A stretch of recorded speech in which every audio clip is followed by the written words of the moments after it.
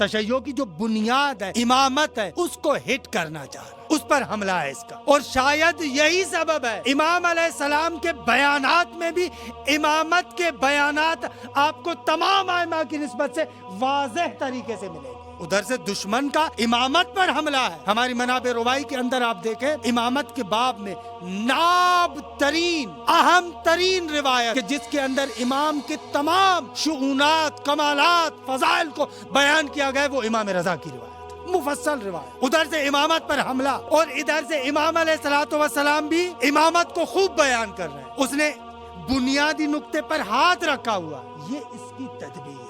لیکن خداوند متعال کی تدبیر اور خدا کے نمائندوں کی تدبیر کچھ علیحدہ، یہ سنت خدا ہے۔ کبھی کبھار خدا کیا کرتا ہے، دشمن جو تدبیر کرتا ہے آپ کو گرانے کے لیے، آپ کو ختم کرنے کے لیے، لیکن خدا اسی تدبیر کو بہانہ بناتا ہے تاکہ آپ کو بلند کیا جائے۔ یہاں پر مامون کی تدبیر یہ ہے کہ میں امامت کو لکےدار کروں، عیبدار کروں، امامت کی قداست کو ختم کروں، امامت کی جو روحانیت ہے اس کو ختم کروں، اسے عیبدار بناؤں۔ لیکن خداوند متعال ایسی تدبیر اپنے اس نمائندے کے ذریعے سے، اپنے اس بھیجے ہوئے امام کے ذریعے سے خدا ایسی تدبیر کرتا ہے کہ اس کی ساری تدبیریں الٹ کے رہ جاتی ہیں، بلکہ وہ تدبیریں سبب بنتی ہیں کہ مکتب اہل بیت اور نکھر کے سامنے آ جائے۔ اور اس کی بہترین دلیل یہ ہے کہ ان تمام تدبیروں کے بعد مامون کوشش کرتا ہے کہ میں اپنے اسلاف اور جو میرے پہلے تھے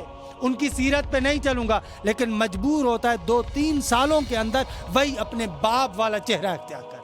جیسے ہارون نے امام موسیٰ کاظم کو شہید کیا، یہ 3 سالوں کے اندر امام کو شہید کر دیتے، یعنی دیکھتا ہے میری تدبیریں ناکام، وہی اپنے آباء و اجداد کے طریقہ کار پر آ جاتا ہے۔ تاریخ نے لکھا کہ یہ جو اتنا ڈھونگ کر رہا تھا، اسی کے گھر کے اندر بھی، اس کے پاس بھی وہی عیش و نوش کی محفلیں برپا ہونے لگی۔ اور یہ بندہ جو کہہ رہا تھا میں اپنی حکومت میں امام کو لے کر آ رہا ہوں، فرزند رسول کو لے کر آ رہا ہوں، کچھ عرصے کے بعد تاریخ نے خود دیکھا کہ یہ بندہ خود اس زمانے کے فاسق و فاجر کو قاضی القضات بنا دے۔ تو یہ کیا ہے؟ یہ امام کی حکمت عملی کو بیان کرتا ہے۔ امام کی ایسی حکمت عملی ہے کہ اس کی تدبیریں ساری کی ساری دھری کی دھری رہ گئے۔